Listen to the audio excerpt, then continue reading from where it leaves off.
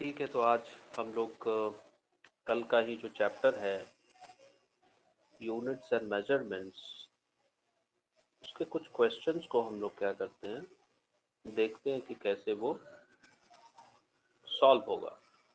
ठीक है, तो मान लेते हैं कि alpha is equal to F V square by beta square log to the base e 2 pi beta by v square. ये आपको दिया हुआ है। ठीक है, और यहां से आपको पूछा जा रहा है कि डायमेंशन बताइए, अल्फा और बीटा का क्या डायमेंशन है। एफ फोर्स है, बी वेलोसिटी है। ठीक है, so F is force, v is velocity. You have to find the dimensions of alpha and beta का डायमेंशन क्या होगा। ठीक है, तो यहाँ पे सबसे पहले आपको समझना है कि जो लॉग लॉग का जो वैल्यू है दैट विल बी डायमेंशनलेस। ठीक है, तो कहने का मतलब अगर हम इस एक्सप्रेशन को फिर से लिखें, alpha is equal to F V square by beta square log to the base e 2 pi beta by v square. ठीक है, यहाँ पे आपको समझना है कि जो ये अंदर वाला और ये टोटल लॉग वाला, ये दोनों क्या है, डायमेंशन लेस वैल्यूज है। ठीक है, तो इसका मतलब क्या हुआ, इसका मतलब यही हुआ कि जो 2 pi beta by B square है वो क्या होना चाहिए, वो 1 के बराबर होना चाहिए।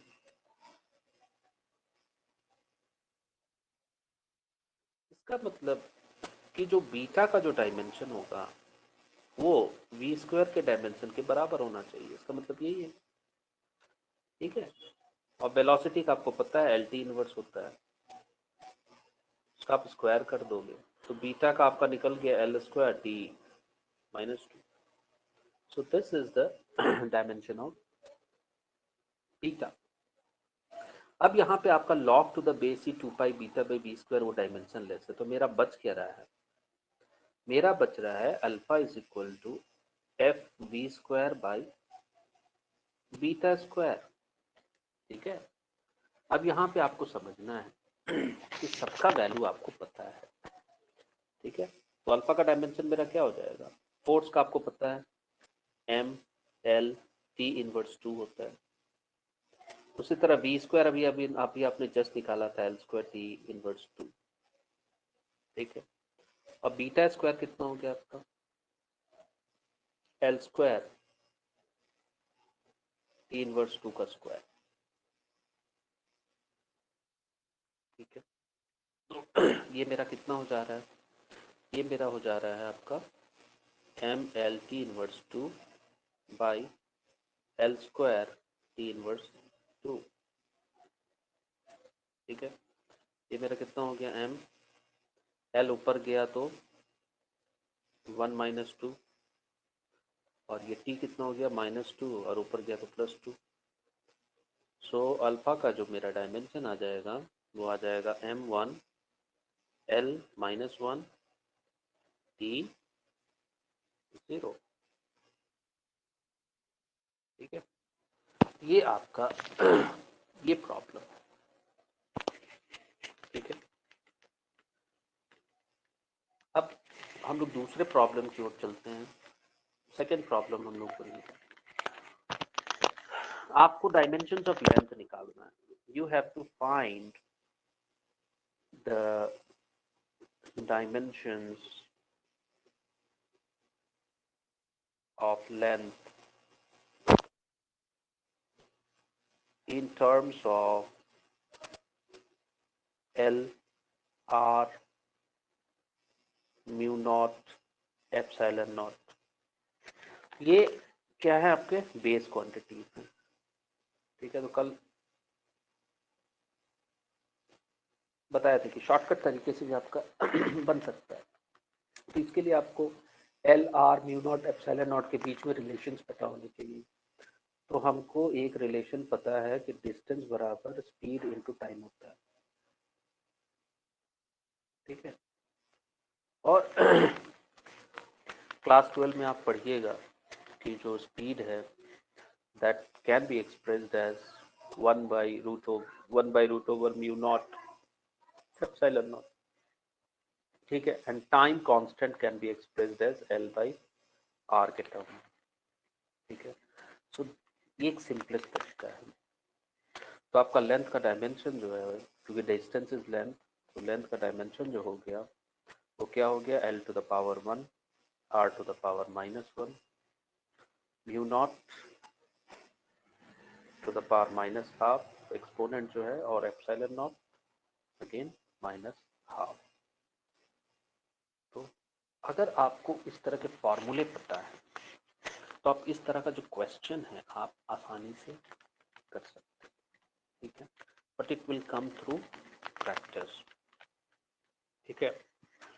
जैसे कि एक और क्वेश्चन हम आपको बताएंगे कि लेट्स कंसिडर कि F is force, E is energy, V is velocity, and they are base quantities, ठीक है। And you have to find the dimensions of acceleration, ठीक है। तो लॉन्ग मेथड है जो हम आपको कल बताए थे, और शॉर्ट मेथड जो है वो आपको इंटर रिलेशनशिप जो होते हैं फिजिकल क्वांटिटीज में, वहां से आपको पता चलेगा। तो एक्सेलरेशन बराबर क्या होता है, force by mass, because force is equal to mass into acceleration, ये आपको पता है। तो यहाँ से आप एक्सेलरेशन निकाल सकते हैं, ठीक है। तो यहाँ पे अब आप क्या लिख सकते हैं, फोर्स को F, मास को आप क्या लिख सकते हैं इन टर्म्स ऑफ, चूंकि एनर्जी दिया हुआ है तो आपको एनर्जी के टर्म में उसको एक्सप्रेस करना पड़ेगा। तो ½ mv² आपने लिखा, और इसको आपको डिवाइड करना पड़ेगा ½ v², तभी जाके कट के आएगा आपका, ठीक है। अब यहाँ पे अब आप देख रहे हो कि ये आपका हो गया F, और ½ mv² को हम एनर्जी लिख सकते हैं, ठीक है। और ये हो गया आपका v², ठीक है। तो कहने का मतलब है कि एक्सेलरेशन का जो डायमेंशन हो जाएगा वो क्या हो जाएगा, F v²/E। इसका मतलब F1 v² एंड E -1। कहने का मतलब एक सिंपल वे में अगर हमको पता है तो हम आसानी से कर सकते हैं इस तरह के, ठीक है। और इस तरह के क्वेश्चन जो हैं वो आपको काफी पूछे जाते हैं, ठीक है।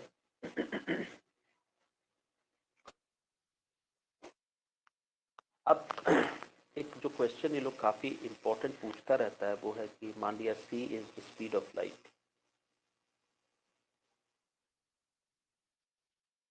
ठीक है। g is gravitational constant, h is Planck's constant,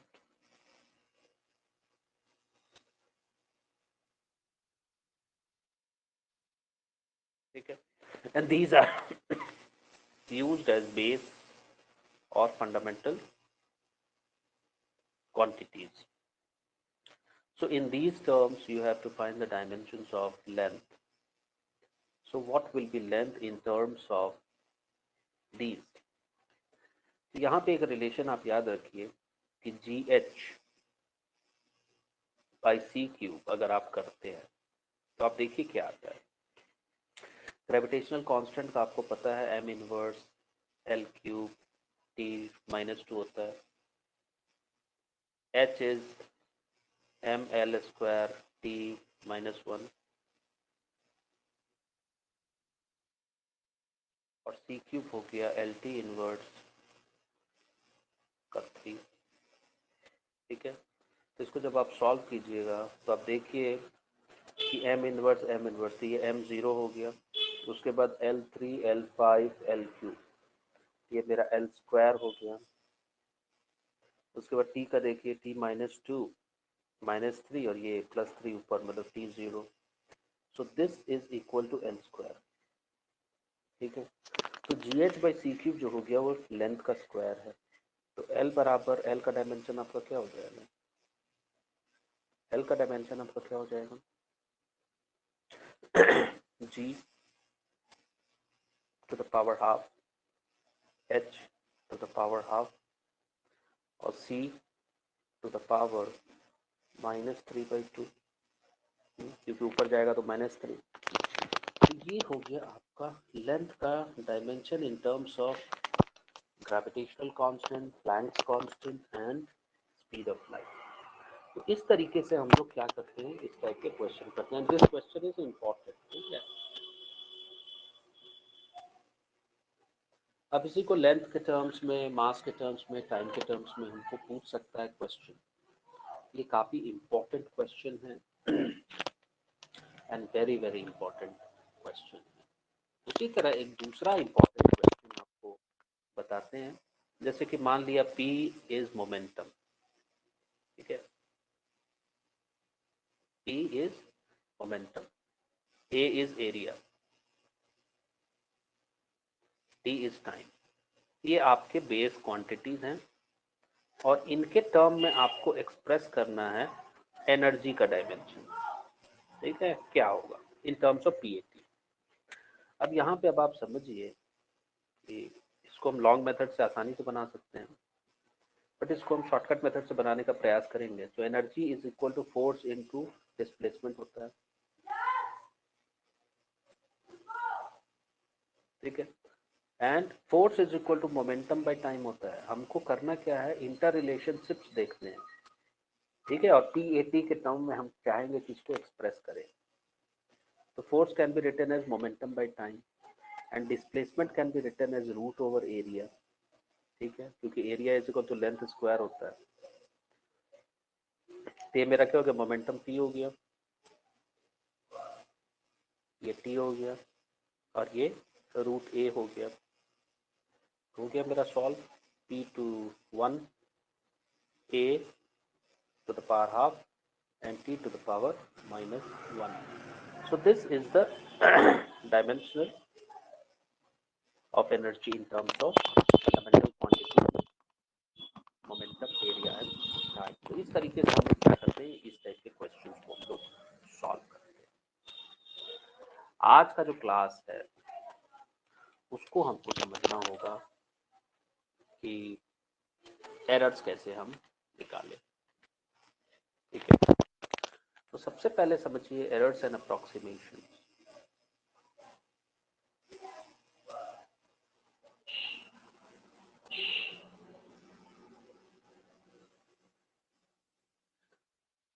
तो सबसे पहला पॉइंट यहाँ आता है ट्रू वैल्यू के। ठीक है, ट्रू वैल्यू कि कोई भी अगर आप मेजरमेंट लेते हो तो ट्रू वैल्यू क्या होना चाहिए। तो मान लेते हैं कि A1, A2 टिल AN आपके ऑब्जर्व वैल्यू है क्वांटिटीज के। तो उसका ट्रू वैल्यू क्या होगा, उसका मीन। इसका मतलब क्या है कि आप मीन निकालना सीखे हैं। आप क्या करेंगे, सारे वैल्यूज को जोड़ते हैं and you divide it by number of observations. So this is equal to sigma AI, where I is equal to 1 to n. ठीक है, तो आप मीन वैल्यू, एवरेज वैल्यू आप निकाल सकते हो। So this A bar is mean और average.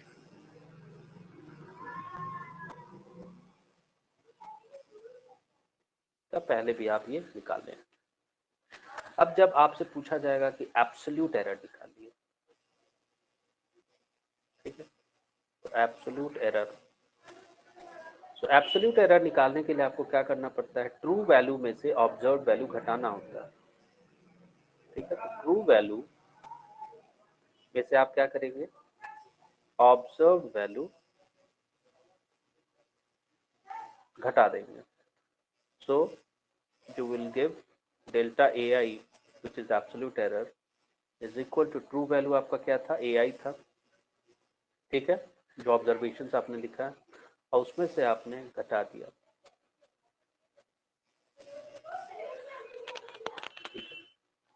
इस तरीके से हम क्या करते हैं कि निकालते हैं इसको, ठीक है। तो मीन वैल्यू हमने घटा दिया यहाँ पर, सो दिस इज 1 पॉइंट जो आपको यहाँ पे निकालना है। इसी तरह आपसे मीन एब्सोल्यूट एरर निकालने पूछा जा सकता है।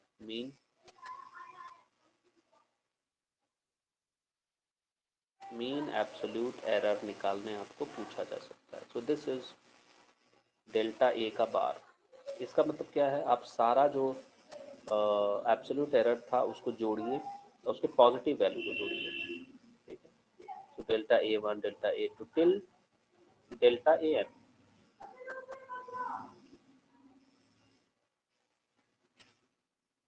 डिवाइडेड बाई एन, ठीक है। कहना कुछ नहीं है, मीन एब्सोल्यूट एरर का मतलब है कि एब्सोल्यूट एरर को जोड़िए पॉजिटिव वैल्यू सारे और उसको डिवाइड कर दीजिए नंबर ऑफ ऑब्जर्वेशन। अब आता है आपका रिलेटिव एरर निकालना। सो रिलेटिव एरर क्या है, परसेंट एरर क्या है, ठीक है। तो relative error is delta A bar upon A bar, ठीक है। और इसी में अगर आप इसको रिलेटिव एरर को 100 से मल्टीप्लाई कर देंगे, so relative error into 100, so it will give you percentage error, so that is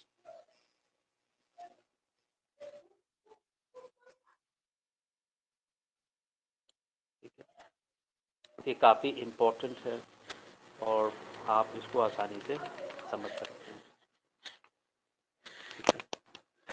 अब आती है बात एरर्स की, किस तरीके से हम एरर्स निकालेंगे। तो अगर let's quantity z is expressed as sum of two physical quantities x and y, ठीक है। और x और y में आपका जो एब्सोल्यूट एरर्स है वो प्लस माइनस डेल्टा एक्स है और y में प्लस माइनस डेल्टा वाई। तो जो एरर होगा in delta z, it's always added, so plus minus delta X plus delta Y. उसी तरह अगर मान लेते हैं z is equal to X minus Y है, इसका मतलब डेल्टा z मेरा क्या होगा, plus minus delta X minus delta Y. काफ़ी सिंपल है, ठीक है। तो एरर्स आर ऑलवेज एडेड, ठीक है।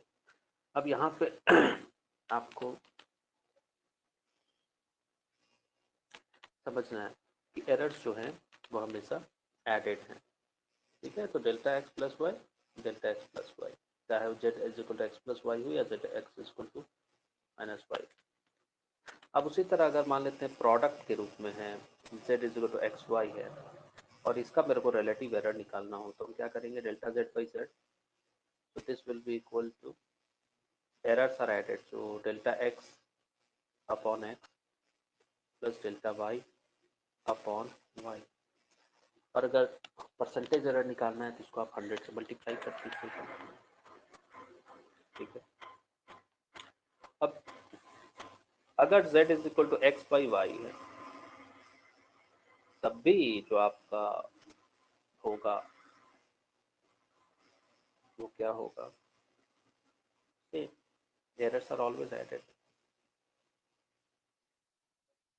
ठीक है।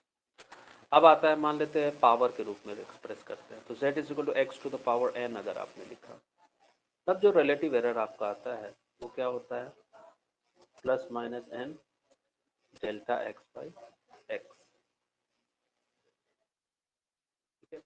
अब इसी को मान लिया हमने कि z is equal to k x to the power a y to the power b by w to the power c, अगर इस टाइप से लिखा तब मेरा रिलेटिव एरर क्या हो जाएगा, delta G by G plus minus,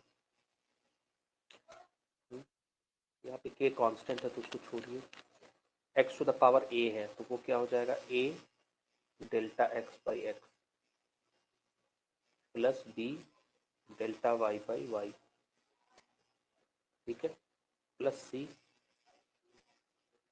delta W by W. ठीक है, तो आप देख रहे हैं एरर्स जो हैं वो हमेशा जो है आपका ऐड होता है, तो ये काफ़ी इम्पॉर्टेंट है। अब इसी तरह अगर आपको फिजिकल क्वांटिटी दिया जाए z is equal to X Y by X plus Y दे दिया जाए, ये इस कंडीशन में जो आपका रिलेटिव एरर होगा डेल्टा जी बाई जी, वो इस तरीके से होगा, तो delta X by X plus delta Y by Y. ठीक है, errors are added to plus, और यहाँ पे x प्लस वाई है तो you will write delta X plus delta Y upon, और नीचे आपका डिनोमिनेटर में x प्लस वाई रहेगा। ठीक है, तो ये है आपका, जैसे कि ये दो क्वेश्चन बना सकते हैं और ये काफ़ी इम्पोर्टेंट टाइप का रहता है।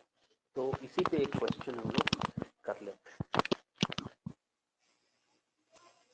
अब आप समझो कि आप मेजर कर रहे हो और जो स्पीड है किसी बॉडी की v, उसमें जो पॉजिटिव एरर है वो 2% का एरर है आपके पास। ठीक है, और मास जो है उसमें एरर नहीं है, इट इज एग्जैक्टली नोन। ठीक है, इसमें एरर नहीं है। ठीक है, तो किसी भी क्वांटिटी में आपका या तो नोन रहेगा या फिर एरर रहेगा, नोन पार्ट रहेगा, एरर पार्ट रहेगा।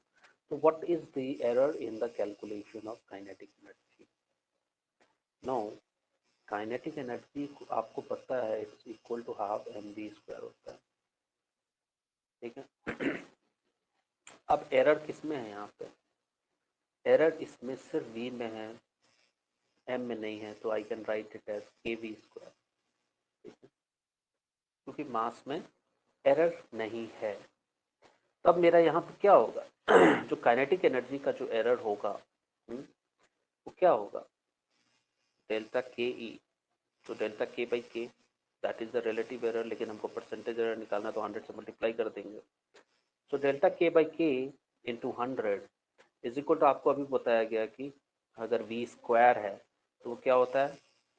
प्रोडक्ट बनता है, तो 2 into delta V by V into 100। अब आपको बोला जा रहा है कि वेलोसिटी में 2% का एरर है, 2% एरर है वेलोसिटी में। ये कितना हो गया? 2 इंटू 2%, मतलब काइनेटिक एनर्जी में जो एरर आएगा वो कितना आएगा? 4% एरर आएगा। तो इस तरीके से हम आसानी से निकाल सकते हैं।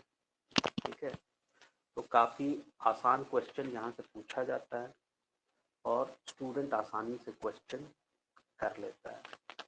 ठीक है, इसमें कोई भी दिक्कत नहीं आती है problem solving.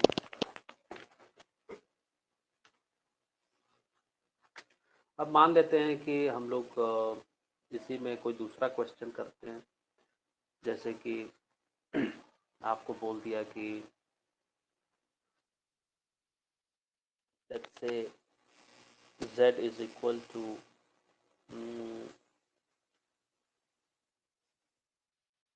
X square Y cube z half by P square, इस टाइप से आपको दे दिया गया।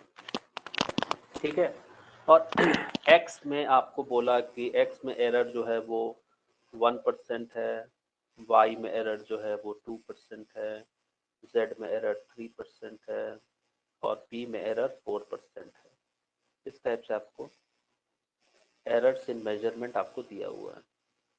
ठीक है, और आपसे पूछ रहा है कि what is the error in z, तो जब आप z को मेजर करेंगे तो क्या एरर आएगा? ठीक है, चूंकि ये परसेंटेज में है तो हम इसको लिख सकते हैं delta G by G into 100, क्योंकि हमको ये चाहिए, परसेंटेज एरर चाहिए। अब मेरा राइट हैंड साइड क्या होगा? 2 delta X by x into 100, क्योंकि परसेंट में है ठीक है, तो हमको उसको लिखना पड़ेगा 100 से multiply. Errors are always added, so plus Y cube है तो ये हो जाएगा 3 delta Y by Y into 100%। उसी तरह z हाफ है तो half delta z by z into 100%। ठीक है, उसी तरह आपको बोला गया एरर्स आर ऑलवेज एडेड। ठीक है, two delta p by p into 100%। अब यहाँ पे जो एरर है आपको पता है x में कितना है 1% है तो 2 इंटू 1%। उसके बाद y में कितना है 2% तो 3 इंटू 2%। z में कितना है तो 3% तो हाफ इंटू 3%। उसके बाद 4% p में है तो 2 इंटू 4%। अब इसको अब आप जोड़ दीजिए, ये 2%, 3 दूनी 6%, 8% और प्लस 8%, 8 16% प्लस 1.5%। तो आप देख रहे हो कि 17.5% का एरर रिपोर्टेड होगा आपके इस फिजिकल क्वांटिटी में। ठीक है, इस तरीके से ये वाला जो क्वेश्चन है, इस टाइप के क्वेश्चंस आपको मिलेंगे, बहुत मिलेंगे। ठीक है, अब नेक्स्ट जो आता है वो आता है लीस्ट काउंट का कॉन्सेप्ट। ठीक है, तो दो चीज जो है वो ये लोग एग्जाम में पूछता है, वन इज वर्नियर कैलिपर्स और दूसरा स्क्रू गेज। तो लीस्ट काउंट जो होता है वर्नियर कैलिपर का, एलसी बोलेंगे इसको शॉर्ट फॉर्म में। So this is equal to length of one main scale division MSD upon number of vernier scale division. ठीक है, इस तरीके से आप कर सकते हैं, या this is equal to length of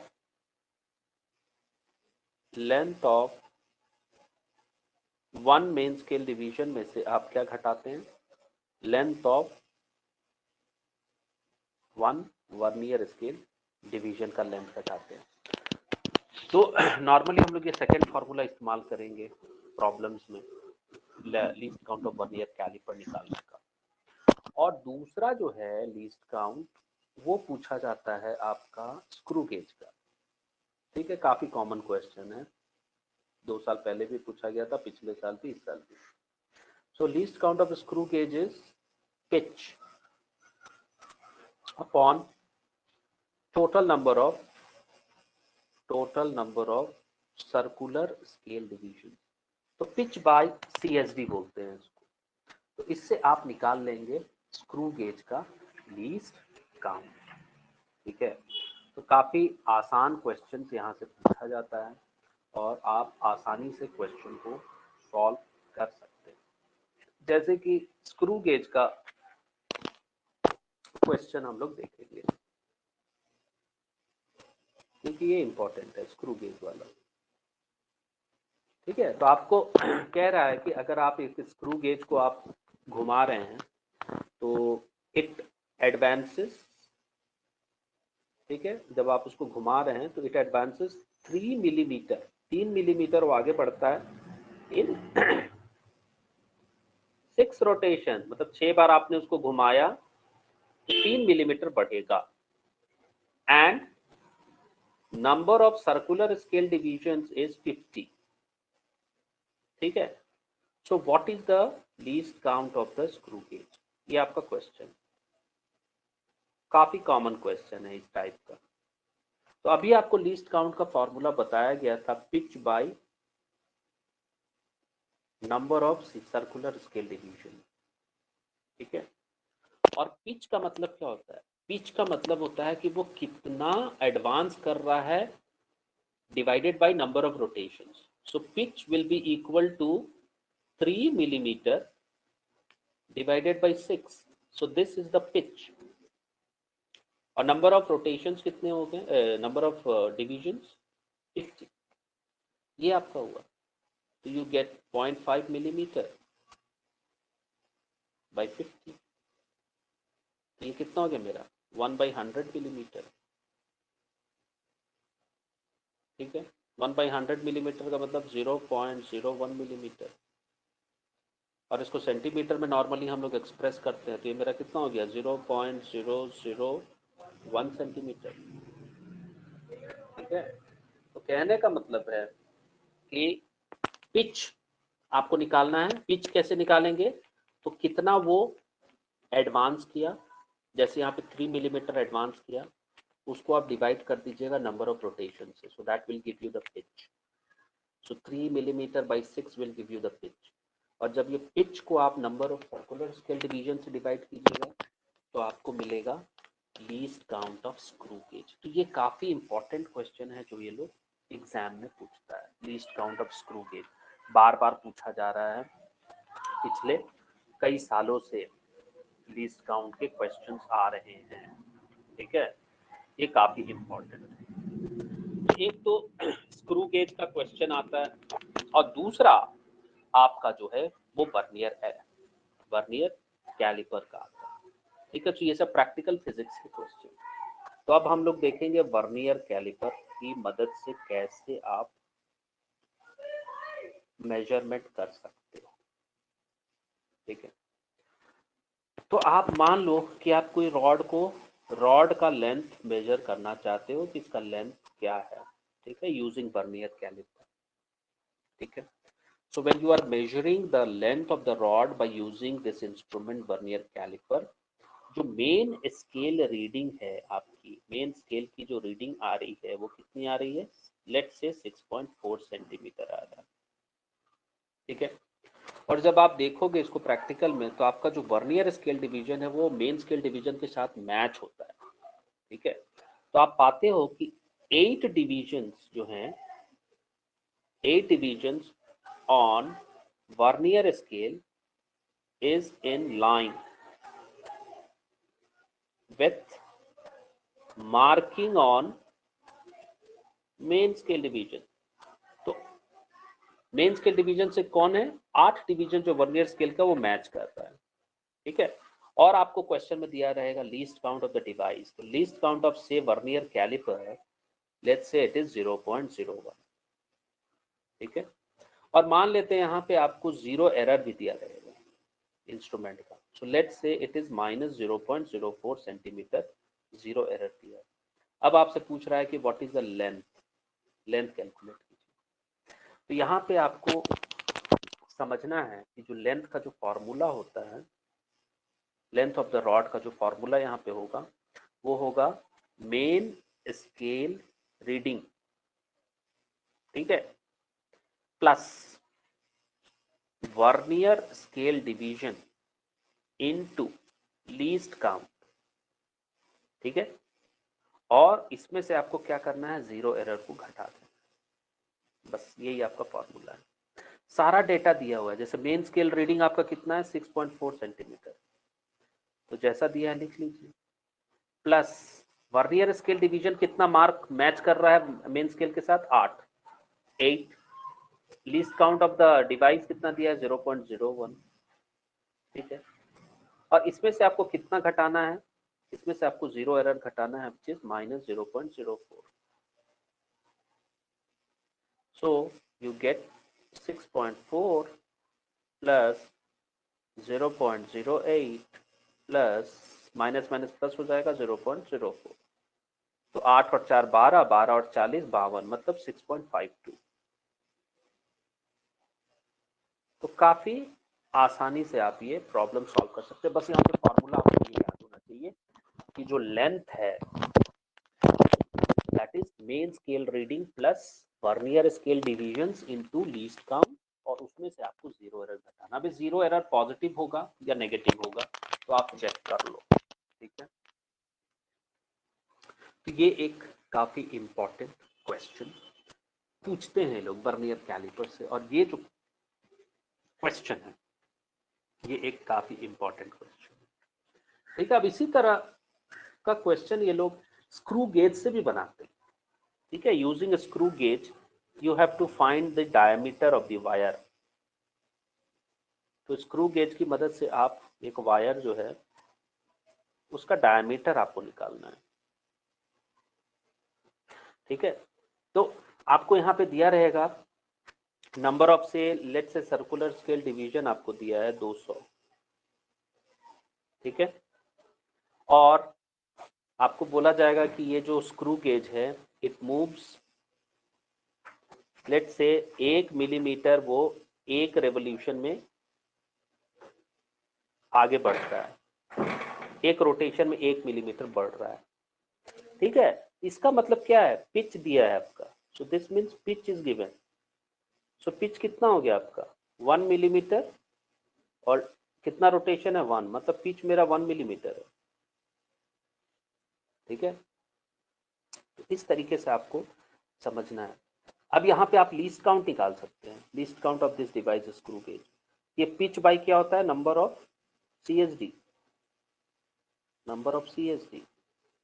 तो ये मेरा हो गया 1 मिलीमीटर बाई 200, क्योंकि नंबर ऑफ डिविजन 200 है। तो ये कितना हो गया मेरा 1/200 होता है 0.005 मिलीमीटर। इसको हम क्या करेंगे, सेंटीमीटर में बदल देंगे, तो 0.10 और आ जाएगा 5 सेंटीमीटर। ठीक है, तो कहने का मतलब क्वेश्चन से हम क्या करेंगे, पिच निकालेंगे, पिच के बाद लीस्ट काउंट निकालेंगे। अब आपको बोला जा रहा है क्वेश्चन में कि ये जो इंस्ट्रूमेंट जिससे आप डायमीटर मेजर कर रहे हैं उसमें 0 एरर दिया हुआ है। ठीक है, 0 एरर इज -0.05 मिलीमीटर। ठीक है, और मेन स्केल रीडिंग भी दिया है। मेन स्केल रीडिंग कितना दिया है 6 मिलीमीटर, और सर्कुलर स्केल रीडिंग कितना दिया है आपका 45 दिया है।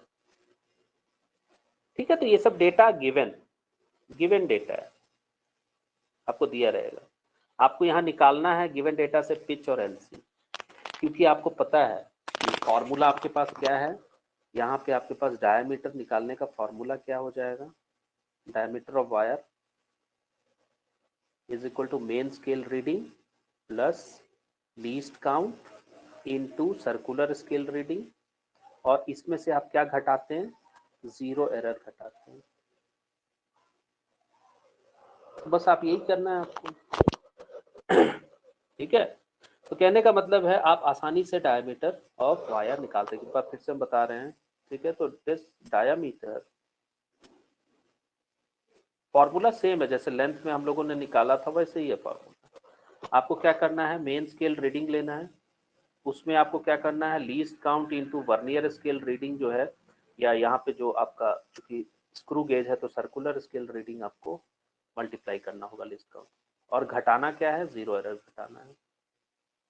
अब जो डेटा दिया है आप लिख लीजिए। तो मेन स्केल रीडिंग मेरा 6 मिलीमीटर दिया था, लीस्ट काउंट आपने निकाला मिलीमीटर में 0.005 मिलीमीटर, और सर्कुलर स्केल रीडिंग कितना था आपका 45। ठीक है, और आपका 0 एरर कितना दिया था -0.05 मिलीमीटर। अब आप इसको सॉल्व कर लीजिए। ये 6 मिलीमीटर प्लस ये आपका 45 बचे कितना होता है 225, ये हो जाएगा 0.225 मिलीमीटर, और माइनस माइनस प्लस हो गया तो दिस इज 0.05 मिलीमीटर। ठीक है, तो आप यहाँ पे देख रहे हैं कि ये आ रहा है आपका 6.2, और 5 में 2 जोड़ा तो 7, और लास्ट में तो इतना आ रहा है आपका 6.275 मिलीमीटर। ठीक है, तो कॉन्सेप्ट चाहे आप वर्नियर कैलिपर का इस्तेमाल करो, स्क्रू गेज का इस्तेमाल करो, जो आपको मेजरमेंट है, जैसे वर्नियर कैलिपर की मदद से आपने लेंथ निकाला था, तो लेंथ क्या था वहां पे मेन स्केल डिवीजन में आपने क्या किया था LC into vernier scale division को जोड़ दिया था, और उसमें से क्या अगर आपका 0 एरर दिया है तो उसको घटाना पड़ता है, घटा दिया। अब इस 0 एरर पॉजिटिव भी हो सकता है नेगेटिव भी हो सकता है, स्क्रू गेज में क्या बताया गया कि स्क्रू गेज में आपको दिया रहेगा कि number of circular scale divisions क्या हैं, वो दिया रहेगा। उसके बाद क्या दिया रहेगा, उसके बाद दिया रहेगा कि जब आप स्क्रू गेज को रोटेट कर रहे हो तो वो कितना मूव कर रहा है। ठीक है, तो आप क्या करेंगे, पिच निकाल लेंगे, पिच निकालने के बाद लीस्ट काउंट निकाल लेंगे। ठीक है, अभी जस्ट आपको बताया। ठीक है, जैसे मान लिया 1 मिलीमीटर एक रेवोल्यूशन में वो मूव कर रहा है, तो पिच क्या हो जाएगा 1/1। ठीक है, अगर मान लीजिए 3 मिलीमीटर मूव करता है 6 रोटेशन में, तो पिच क्या हो जाएगा 3 मिलीमीटर/6, इस टाइप से। अब फिर जब पिच को आप number of circular scale division से डिवाइड कीजिएगा तो आपका लीस्ट काउंट निकल जाएगा। ठीक है, कहने का मतलब है ये काफी सिंपल क्वेश्चन है, लेकिन ये क्वेश्चन आपको एग्जाम में ये लोग पूछता है। ठीक है, काफी इंपॉर्टेंट टॉपिक है ये, जो आपको पूछेगा ये लोग।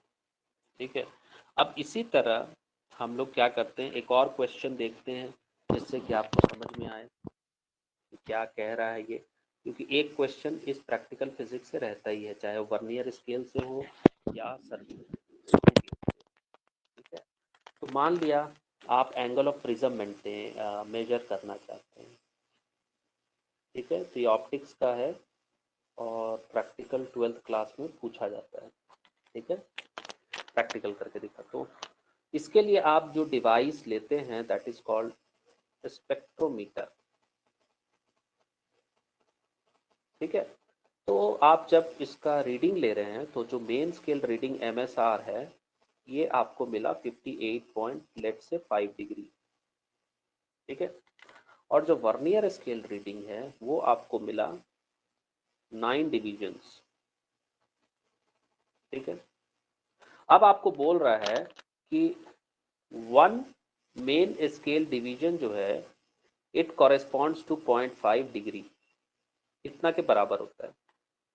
ठीक है, और जो वर्नियर स्केल डिवीजन टोटल जो आपको मेजरमेंट हो रहा है वो कितना हो रहा है 30। ठीक है, and this 30 on vernier scale division it matches with 29 divisions on main scale. ठीक है, मेन स्केल, इसका मतलब कि 30 vernier scale division is equivalent to 29 main scale division. अब ये आपको डेटा दिया है और आपसे पूछ रहा है कि एंगल ऑफ प्रिज्म बताइए कि क्या होगा। ठीक है, एक बार क्वेश्चन हम फिर से रिपीट करते हैं। आपको एंगल ऑफ प्रिज्म निकालना है और डिवाइस जो आप इस्तेमाल करेंगे वो स्पेक्ट्रोमीटर से करेंगे। ठीक है, तो जब ये डेटा आपको निकाला गया तो आप प्राप्त कर रहे हो कि जो मेन स्केल रीडिंग है वो आ रही है 58.5 डिग्री, वर्नियर स्केल रीडिंग आ रही है 9 डिवीजन। आपको दिया गया है कि एक मेन स्केल डिवीजन बराबर 0.5 डिग्री होता है। ठीक है, और आपको बताया गया है कि वर्नियर स्केल डिवीजन जो है 30 वर्नियर स्केल डिवीजन जो है that corresponds to 29 main scale division. इतना डेटा देने के बाद जीरो एरर यहाँ नहीं है। ठीक है, तो जीरो एरर इस क्वेश्चन में नहीं दिया गया। अब आपसे पूछ रहे हैं कि what is the angle of the prism. ठीक है, तो आपको पता है एंगल ऑफ प्रिज्म का फॉर्मूला जो है, जैसे आप पीछे कर रहे थे तो वैसे ही आपको यहाँ पे करना है। तो एंगल ऑफ प्रिज्म बराबर मेरा क्या हो जाएगा, main scale reading plus least count into vernier scale reading. अब चूंकि इस क्वेश्चन में जीरो एरर नहीं है तो हमको उसको इनपुट नहीं देना, या फिर आप -0 एरर करेंगे तो -0 करना पड़ेगा आपको। ठीक है, तो हम उसको छोड़ दिए। अब यहाँ पे मेन स्केल रीडिंग आपका कितना है 58.5 डिग्री है, तो 58.5 डिग्री लीस्ट काउंट आपको निकालना है, और वर्नियर स्केल रीडिंग आपका कितना दिया है 9 division. So let's say vernier scale division is 9 into least count. अब लीस्ट काउंट आपको निकालना, लीस्ट काउंट कैसे निकालिएगा। अब आप देखिए कि लीस्ट काउंट कितना हो रहा है। एक मेन स्केल डिवीजन कितना है आपका, कॉरेस्पॉन्ड्स टू 0.5 डिग्री। ठीक है, और वर्नियर स्केल डिवीजन कितना है आपका 30 which corresponds to 29 main scale division. ठीक है, इसका मतलब मेरा LC कितना आ जा रहा है 0.5 डिग्री बाई 30। अब इसको आपको सॉल्व करना है। अब ये सॉल्व करके जो भी आएगा, जितना डिग्री भी आएगा, that will be angle of prism. तो कहने का मतलब है आपको प्रॉब्लम को सॉल्व करना, और ये इस तरह के क्वेश्चन जो हैं आपको एग्जाम में मिलेंगे। ठीक है, काफ़ी सिंपल क्वेश्चन रहता है। बस यहाँ पे आपको क्या कॉन्सेप्ट याद रखना है, जैसे एक बार फिर से हम आपको बता दे रहे हैं, वर्नियर कैलिपर अगर आप ले रहे हो तो लेट्स से वर्नियर कैलिपर की मदद से आप लेंथ मेजर कर रहे हैं। सो लेंथ की जो रीडिंग होगी that will be main scale division plus vernier scale division into, मतलब ये reading on that division into LC। ठीक है, और इसमें से आप क्या घटा रहे हैं, जीरो एरर घटा रहे हैं। ठीक है,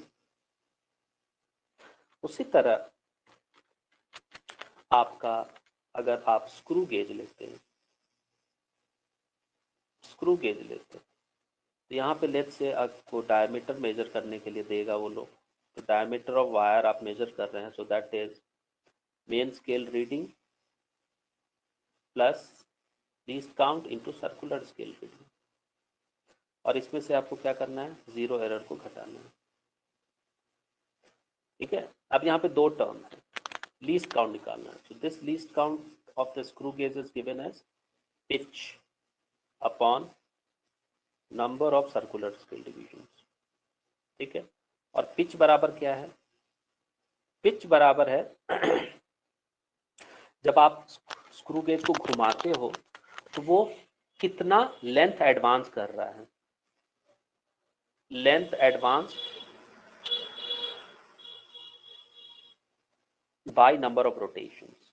ठीक है, मान लिया आपने लेट्स से कि वो 5 मिलीमीटर एडवांस किया इन 10 रोटेशंस।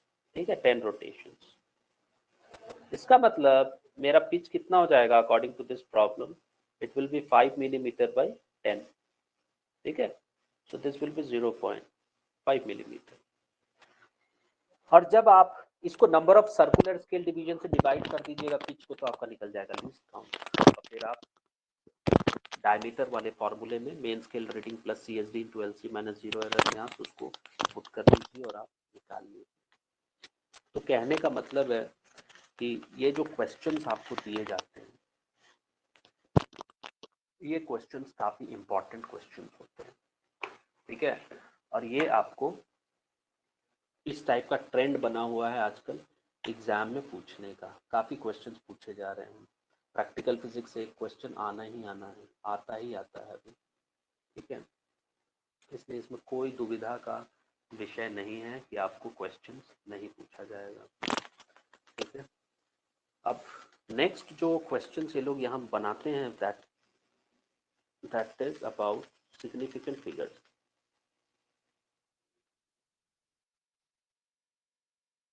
ठीक है, तो आप मेजर कर रहे हैं तो मेजरमेंट में क्या होता है, कुछ डिजिट्स हैं जहाँ तक आपको पता है कि that is exact measurement, but there is also doubtful digit. ठीक है, ये डिपेंड करता है कि आप कौन सा इंस्ट्रूमेंट यूज कर रहे हो मेजरमेंट के लिए।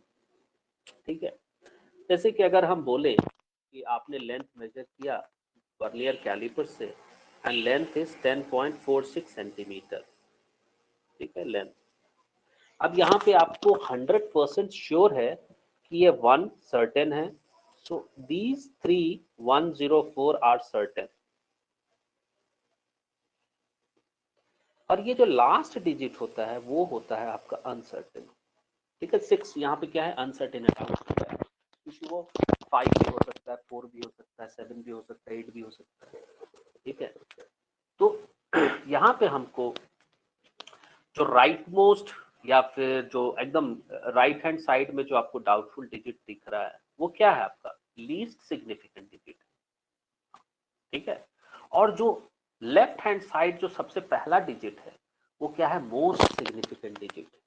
ये 1 क्या हो गया, मोस्ट सिग्निफिकेंट, क्योंकि आपको पता है कि ये है 100% है, और ये इसके बारे में आपको कंफ्यूजन है। So this is the least significant digit, ठीक है। और ये जो चारों 10.46 जो हो गया, ये आपका क्या है, सिग्निफिकेंट डिजिट।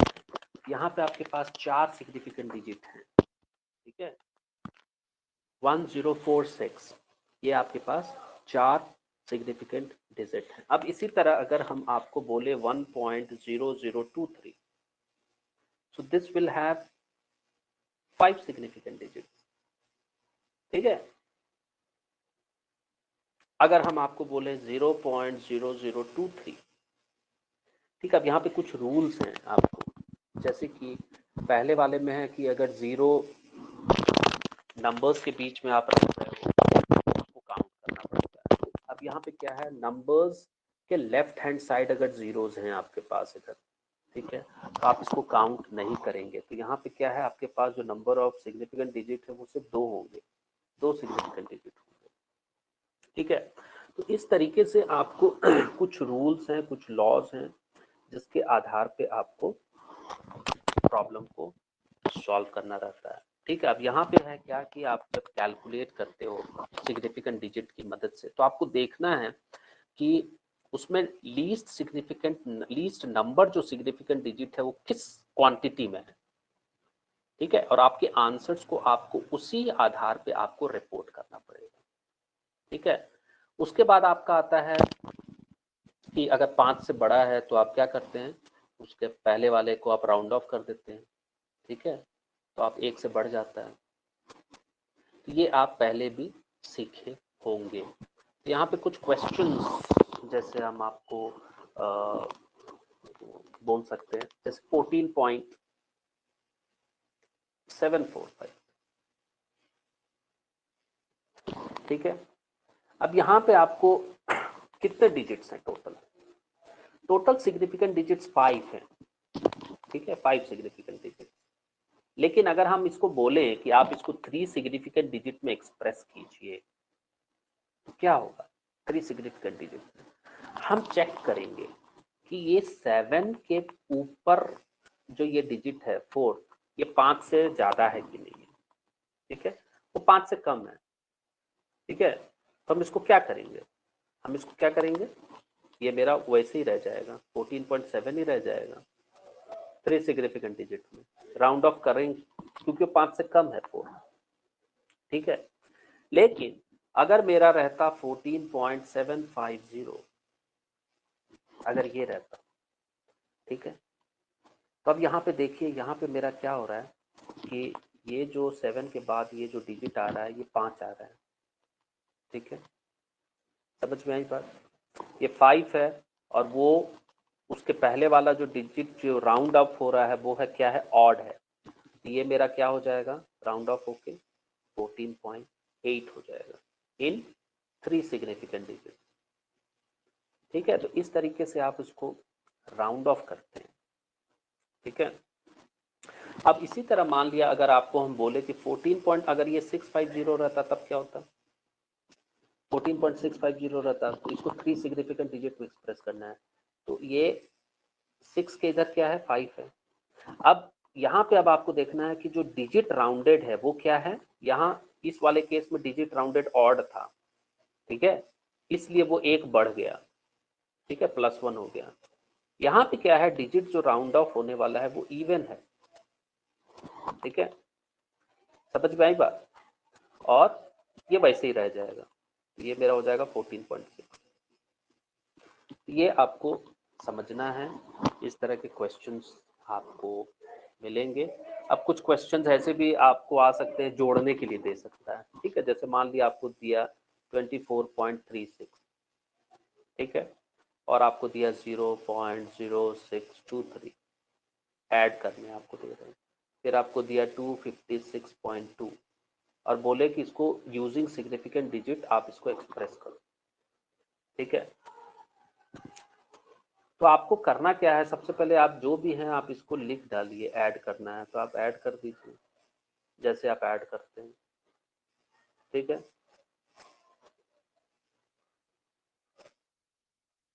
इतना आ रहा है आपका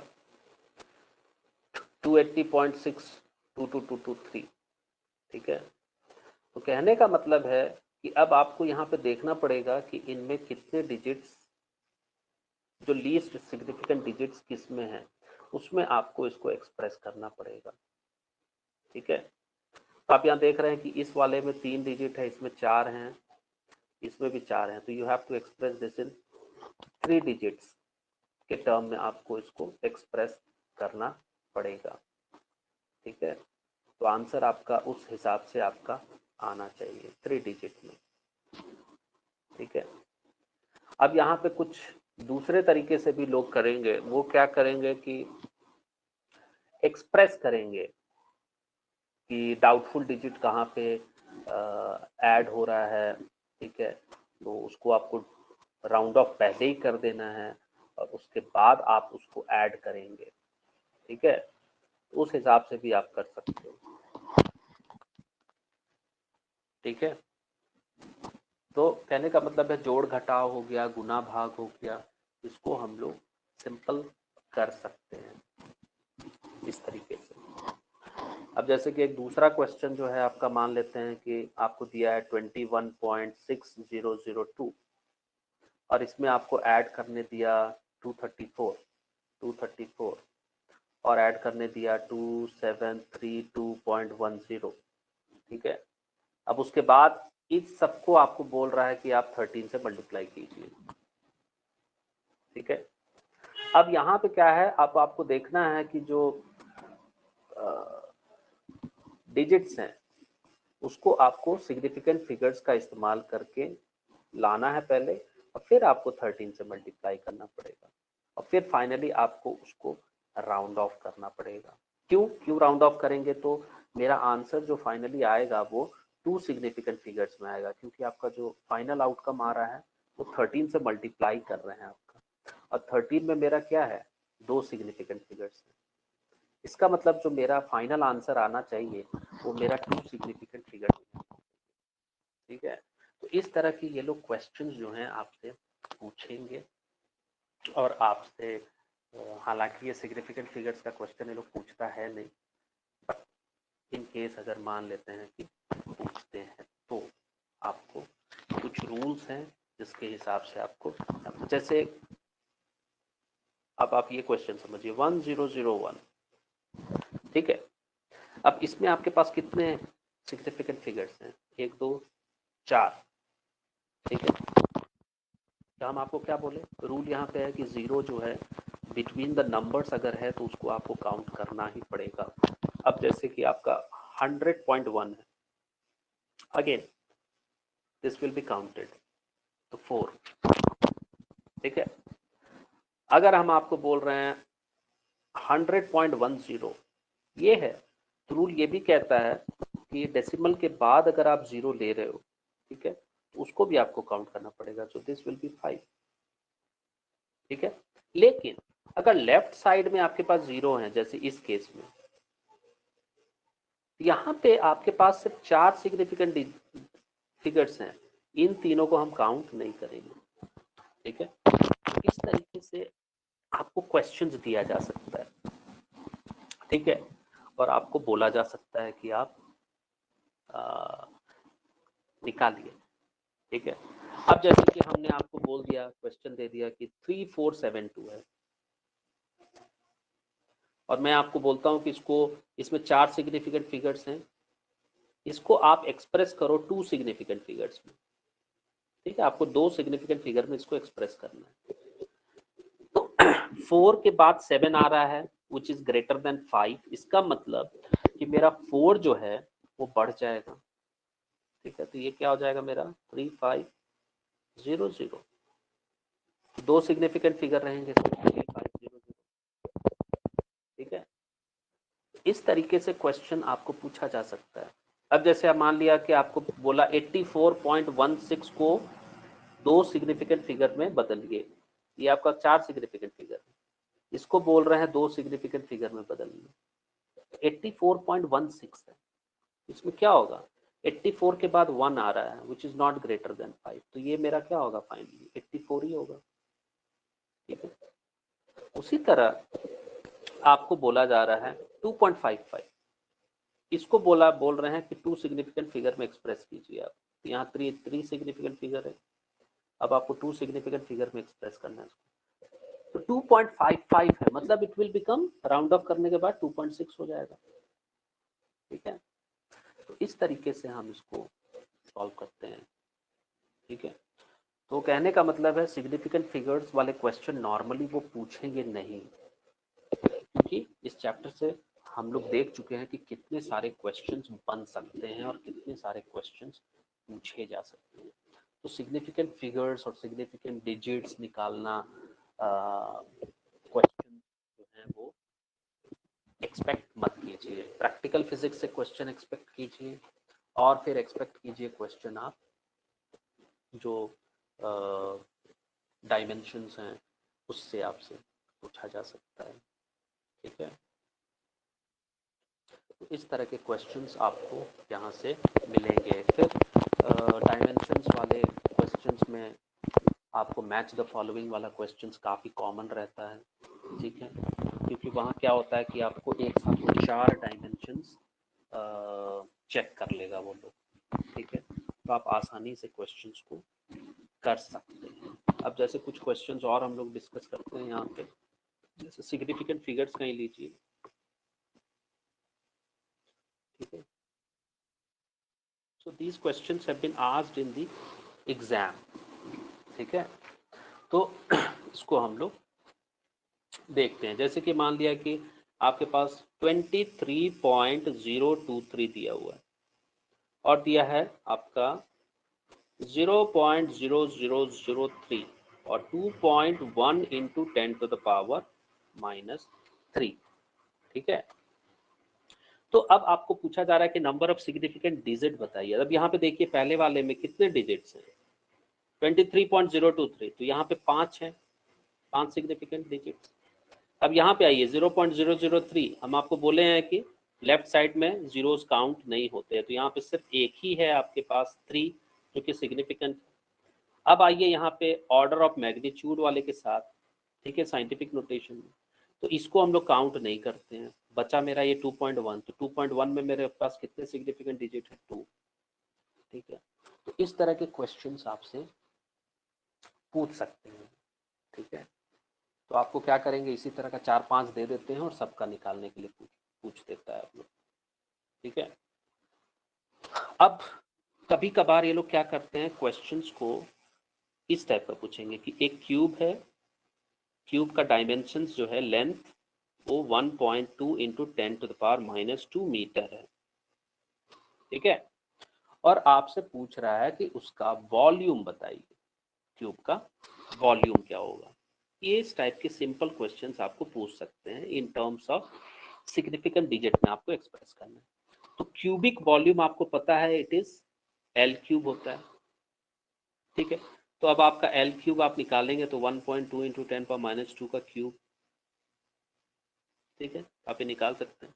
तो 1.2 1.2 1.2, हाँ, उसको अब आप मोबाइल पे करके देखिएगा तो कितना आएगा, 1.44 इंटू 1.2 1.1728। ठीक है, तो 1.728, और ये 10⁻² को क्यूब कीजिएगा तो ये कितना हो जाएगा, 10⁻6, और ये मीटर में है तो मीटर क्यूब। ठीक है, तो ये मेरा तो आ गया, लेकिन मेरे को इसको किस में एक्सप्रेस करना है, सिग्निफिकेंट फिगर्स में। अब हम देखेंगे जो मेरा डायमेंशंस था लेंथ का वो कितना सिग्निफिकेंट डिजिट में था, तो यहाँ 1.2 है, मतलब सिर्फ 2 सिग्निफिकेंट डिजिट में है, तो मेरा आंसर भी 2 सिग्निफिकेंट डिजिट में होना चाहिए। तो 1.72 मेरा यहाँ जो आया है वो 4 सिग्निफिकेंट फिगर्स में, इसको मेरे को 2 में एक्सप्रेस करना पड़ेगा। तो मेरा आंसर क्या होगा, 1.7 इंटू 10⁻6 मीटर क्यों, क्योंकि 1.7 के बाद जो आ रहा है वो 2 आ रहा है, विच इज लेस देन 5। ठीक है, तो राउंड ऑफ नहीं होगा, हाँ, राउंड ऑफ करने के बाद भी वो वैसे ही रहेगा, 1.7 ही रहेगा। तो कहने का मतलब है इस तरह के क्वेश्चन वो टेस्ट करते हैं कि आपको बेसिक मेंसुरेशंस के फॉर्मूला याद है कि नहीं याद है, और सिग्निफिकेंट डिजिट में आपको एक्सप्रेस करना है चीज़ों को, तो आप उसको कर पाते हैं कि नहीं कर पाते। ठीक है, तो काफ़ी सिंपल क्वेश्चंस पूछा जाता है, अब यहाँ पे कुछ और क्वेश्चंस देखेंगे, परसेंटेज निकालने वाला, ठीक है।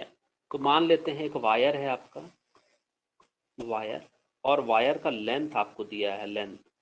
So let's say this length is 6 plus minus 0.06 centimetre, ठीक है। और रेडियस दिया है वायर का 0.5 प्लस माइनस 0.005 सेंटीमीटर, और मास दिया है आपका 0.3 प्लस माइनस 0.003 ग्राम, और आपसे पूछ रहा है what is the percentage error in density, ठीक है। इस तरह के क्वेश्चन आपको पूछ सकते हैं, ठीक है। आपको फॉर्मूला पता होना चाहिए मेंसुरेशन का, तभी जाके आप इस टाइप के क्वेश्चंस को आप कर सकते हैं, ठीक है। तो डेंसिटी बराबर क्या होता है मेरा, डेंसिटी बराबर होता है मास बाई वॉल्यूम। अब वायर है तो वायर सिलेंड्रिकल होगा, तो सिलेंड्रिकल वायर का वॉल्यूम कैसे निकलेगा, पाई आर स्क्वायर एच होता है, बट यहाँ हाइट क्या है, लेंथ है, तो पाई आर स्क्वायर एल हो गया, ठीक है। अब इसको आपको क्या करना है, इसका आपको एरर निकालना है। तो एरर जब आप निकालिएगा तो ये क्या होगा, relative error, delta rho by rho is equal to delta M by M, errors are always added, so delta M by M plus 2 times delta R by R plus delta L by L, ये अभी just आज हम बताए थे आपको, ठीक है। अब यहाँ पे जो जो वैल्यू आपका दिया है पुट कर दीजिए। जैसे डेल्टा एम कितना दिया है, मास में कितना एरर है, 0.003 है, तो 0.003, और एम कितना है 0.3 प्लस 2 इंटू आर में कितना है आपका एरर 0.005 है, तो डेल्टा आर एरर है, ठीक है। और ये कितना है 0.5 है आर, और डेल्टा एल कितना है मेरा, डेल्टा एल है 0.06, और ये कितना है लेंथ 6, तो 6। अब इसको आप सॉल्व करो और निकाल लो, ठीक है। तो जब परसेंटेज एरर से निकालते हैं, ये तो रिलेटिव एरर हो गया, तो परसेंटेज एरर के लिए मेरे को क्या करना पड़ेगा, 100 से मल्टीप्लाई करना पड़ेगा। तो आपको सबको 100 से मल्टीप्लाई कीजिए आप, तो 100 से आपने इसको मल्टीप्लाई किया, ये कितना आ रहा है 0.003 बाई 0.3, ये आपका 0.1 आएगा, मतलब 1/100, और ये कितना आ जाएगा 2 इंटू 1/100, और ये आ रहा 1/100, ठीक है। इस तरह के सिंपल क्वेश्चन आपसे पूछे जाएंगे। अब आप यहाँ पे सॉल्व कीजिएगा, तो ये 1 हो गया, ये 2 हो गया, ये 1 हो गया, तो टोटल कितना हो गया 1 + 2 3, 3 + 1 4%। So maximum percentage error in density is 4%, और आपका कॉन्सेप्ट यही, आप एरर का जो फॉर्मूला आपने इस्तेमाल किया है उसको लेके आप सॉल्व कर सकते। इस टाइप के क्वेश्चन जो हैं वो काफ़ी कॉमन है, आपको मिलेंगे यहाँ पर ना इस चैप्टर से, ठीक है। अब जैसे एक बहुत खास क्वेश्चन बताते हैं, जो हम लोग के समय में पूछा गया था, डायमेंशंस ऑफ एनर्जी डेंसिटी, ठीक है,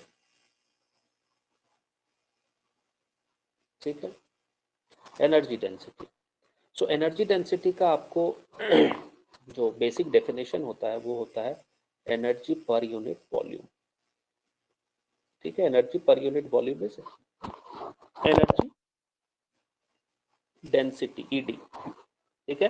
और इसका जो फॉर्मूला होता है that is given as half epsilon nought E square, ठीक है। तो अब इसका डायमेंशंस आपको पता है कि energy density should be energy by volume.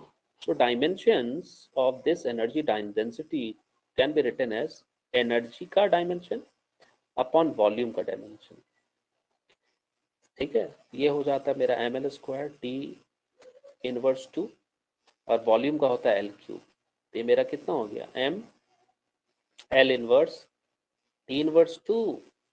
तो काफी सिंपल क्वेश्चन है। अगर आपके पास फिजिक्स के कॉन्सेप्ट्स हैं, कहने का मतलब कि आप इंटर रिलेटेड फार्मूलाज आपको पता है कि एनर्जी डेंसिटी एनर्जी पर यूनिट वॉल्यूम को कहते हैं, तो आप आसानी से निकाल लेंगे। नहीं तो आपके पास ये formula half epsilon nought E square, अब आप निकालते रहो, एप्सिलॉन नॉट का निकालो, ई का करो, फिर आप निकालते रहो। तो कहने का मतलब है कि जो बेसिक फॉर्मूला है वो अगर आपको याद रहेगा तो आप आसानी से ये सब क्वेश्चंस कर सकते हैं। ठीक है, तो ये जो चैप्टर है यूनिट्स, एरर्स एंड डिमेंशंस, ये एक्चुअली सारे फिजिक्स में कहीं पे भी अप्लाई हो सकता है। जितने भी चैप्टर्स दिए हुए हैं तो क्वेश्चंस कहीं से भी बन सकता है आपका। ठीक है, बट मतलब हर एक चैप्टर से आपके पास डायमेंशंस आएंगे, पैरामीटर्स आएंगे, डायमेंशंस आएंगे, डायमेंशन फार्मूला आएगा और एप्लीकेशंस आ सकता है। तो क्वेश्चन कहीं से भी पूछा जा सकता है। ठीक है, और जो प्रैक्टिकल फिजिक्स का एक क्वेश्चन आता है वो बेसिकली आपको वर्नियर स्केल, स्क्रू गेज से ही पूछते हैं ये लोग, या एंगल ऑफ प्रिज्म निकालने के लिए पूछते हैं। तो उसमें कोई दिक्कत नहीं होना चाहिए। अब जैसे कि एक सिंपल दूसरा क्वेश्चन कर सकते हैं। ठीक है, जैसे कि यहाँ 25 क्या बोल रहे हैं, 25 व्हाइट बोर्ड इस्तेमाल कर दिया है, तो अब ज्यादा का ऑप्शन नहीं देता है ये। ठीक है, 25 का ही देता है। तो मेरे को क्या करना पड़ेगा, इस क्लास को कट करना पड़ेगा। ठीक है, उसके बाद ही हम अप्लाई कर सकते हैं। ठीक है, तो रीज्वाइन कर लीजिएगा।